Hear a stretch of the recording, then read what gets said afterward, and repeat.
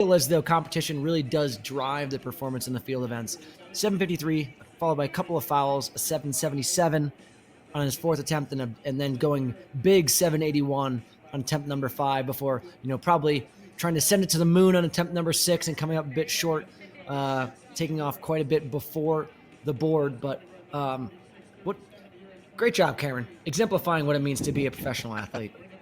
Oh, well Get done. the job done. Meets like that every now and then, I suppose. But Rooks as well. Can't forget Kenny Rooks closing in the 15, dropping down from the steeple. Thought that was a fun finish there today. That kick with 200 to go. Look at the competitors here in the women's steeple.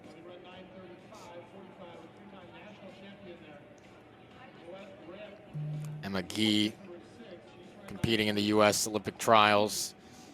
Angelina Ellis, NCAA Outdoor Championships qualifier, finished 9th, competing for Butler, Big East champion. Of course, Ellis, during those prelims at the Olympic trials, took a hard fall, going down one of the barriers mid-race, got up, finished, not just finished, but also kicked down 2 runners in the final 100, leaned at the line to get that final auto qualifying spot in her heats. That was impressive from Ellis, and a competitor here today. You're in the women's steeple, which is now underway. Yeah, talking about that Olympic trials prelim, testament to how important it is for all of these athletes to put their best foot forward when attempting to qualify for Team USA, and the grit shown by athletes like Ellis, putting it all out there, even after a very painful fall from her in the early stages of that race, and hitting the track very hard. Angelina, an Under Armour athlete, I had the great joy of speaking with her after that race, and I think the adrenaline after it wore off was led to it being quite a painful sort of chain of events. Angelina running 4:08 for a 1,500 meters in Portland in the lead up to the trials. I was very excited to see what she was capable of doing in the final, and unfortunately, I think that she rolled her ankle quite badly in Eugene as well, and really not capable of having her best steeplechase performance. So excited to see her back here on the track with a strong field of ladies behind her. Yeah, it was Valerie Constantine, Courtney Waymont, and Marissa Howard, 1, 2, 3 in that women's steeple final. 9:03.22 was the winning time. Grace Fetherstonhaugh, Team Canada Worlds last year, just placed 3rd in the Canadian Championships most recently. Also the school record holder in the 5,000 at Oregon State's. And then number 4 hit number today. Ellis in the blue kit, currently in front. Yeah, just Furlan there, running in the red over black right behind Ellis in the all blue. A veteran of the scene of steeplechasing from Canada, from our neighbors up north. She's been doing this for a very long time, had an incredible run actually in return to form at the LA Grand Prix earlier this year. So, obviously we can see that Jess Furlan loves racing in Los Angeles, and she's coming back for another steeplechase. But Furlan, I don't think did not qualify for the Olympics this summer, but as we've been talking about, there's always more races to run in track and field. Much smaller heat here on the women's side, but that front 5-pack still together. With Angelina Ellis leading the way.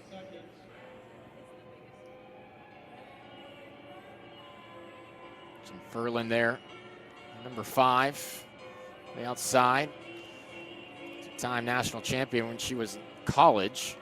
Most recent steeplechase, 9:43.74, placed top 5 at the Canadian Championships. It was her second best time of 2024 in the steeple. Everybody just hanging out together here. Good pack of 5. Yeah, those front 5 look pretty comfortable to me, AJ, which lends me to believe that the pace is not extraordinarily quick, but also leads to a very exciting finish if there's a lot of athletes in contention. So Ellis, having probably run the fastest time of this field, looking at their season's bests this season, taking the pacing duties, taking the front. Furlan on her shoulder, Fetherstonhaugh sitting there in third, Emoji in fourth, Stevie Lawrence from the Asics Mammoth Track Club sitting in fifth right now. Not a lot of, there does look to be daylight, but in the steeplechase, I can tell you that distance is nothing and can be made up with one good hurdle. And no doubt about that. Gee started her career at BYU, transferred to Temple, currently in fourth.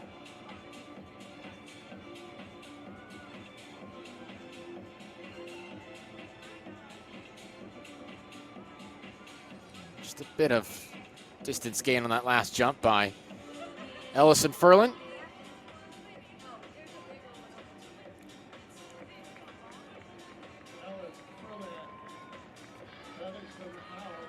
Angelina running a fairly consistent effort here, AJ. As we saw, 76 second lap, 77 third lap. We'll see as they come up to the 1400 meter mark. Another 76, so the pace being fairly consistent right around that 76, 77 range. Ellis looking smooth and efficient over the hurdles, but sort of between the hurdles is when the group decides to coalesce a little bit. You can see the differences in efficiencies and strengths for all of these athletes. You know, the steeplechase, as we talked about, it's not just endurance, it's not just speed, but there's that element of athleticism, which really comes into play as they start to stretch out between the hurdles, and then they really group up as they approach. There's a better jump that time from Guy in fourth. Really, it feels like anyone's race 1 through 4, but Guy maybe trying to hold on along the jumps as they go through the water pit once more. Yeah, you see the bit of yo-yoing through each hurdle, through each barrier at this point.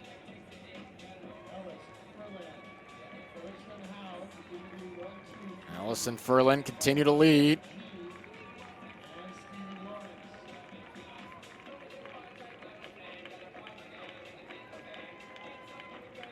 We'll see if strategically here any of the athletes decide that with 3 laps to go, it's their time to charge for home.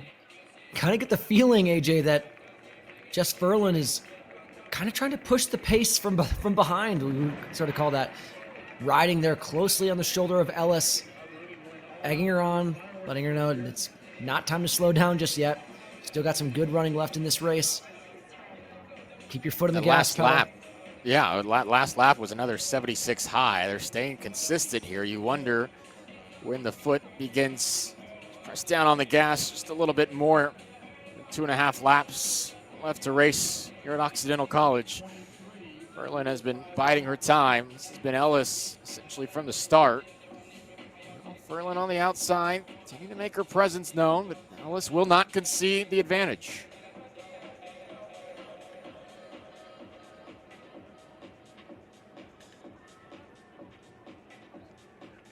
Ellis, Furlan, Fetherstonhaugh out there in third, yeah. Clear the rest of the field now. The podium is basically set, and we'll see again. You know, at some point in time, Jess Furlan is looking very strong, but she decides to try and only she knows if she's tried to get to the front. It's very difficult to tell from our vantage point, and there we saw her taste the front for a second and realize, oh, maybe I don't want it just yet. We're a bit far from home. Angelina doing a really good job running the shortest allowable distance right on the inside of lane 1 there. 77 on the last lap for Ellis and Furlan.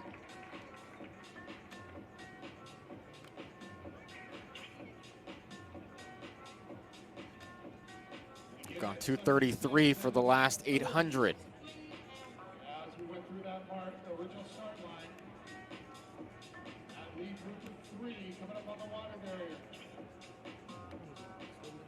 As we've talked about a couple of times here, AJ, I do sort of feel as though Fetherstonhaugh has been hanging on by the slimmest of margins here over the last couple of laps. But again, in the steeplechase, that can mean nothing if you have a good close. So much distance can be made up over the final 400 meters as they approach this final lap here. Ellis and Furlan, it's been the two of them stride for stride for the last 3 or 4 laps. Bell lap here. Music to the runner's ears. Ellis Music coming to their off ears is that bell.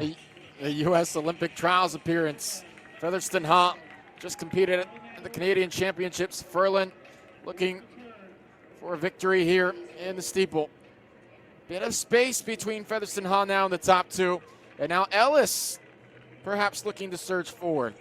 The slimmest of margins now along the backstretch. Still looking blue to you? Angelina Ellis, who showed some moxie at the trials and reaching the finals after that fall, looking to close cleanly here. Less than 200 meters to go. She went to the arms there on the backstretch, AJ, and you just love to see it, attacking the barriers. Really charging out of that last water jump. Yes, absolutely. Putting great amounts of distance between herself and the rest of the field. But watch out, as we talked about, fast finishes with Fetherstonhaugh. Less than 100 meters to go. Fetherstonhaugh made a surge, put herself into second. But this one belongs to Angelina Ellis. Right at 9:42. Nearly wire to wire. Impressively done. Round of applause for Angelina Ellis, 9:41.86.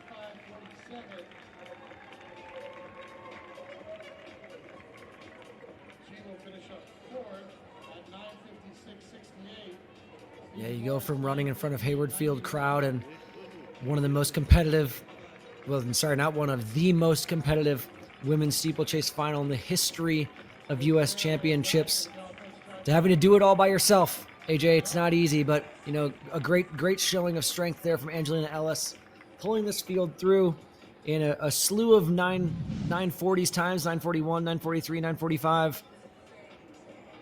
Most of the athletes coming in under 10 minutes, but you saw Angelina there in the final, as we saw here over the final 80 meters, once she crossed that final barrier, just high-stepping, and she strode away from this field. Yeah, it's run as low as 9:25 this year. That was over at Drake Stadium here in LA. And then 9:33, 9:28 in her two performances at the trials. So different meets, different styles of racing elicit different results. It's in the 940s here today. You never take for granted a meet victory. A beautiful night here in Los Angeles. There we go. Ellis takes the women's steeple. Watch out for the eyes.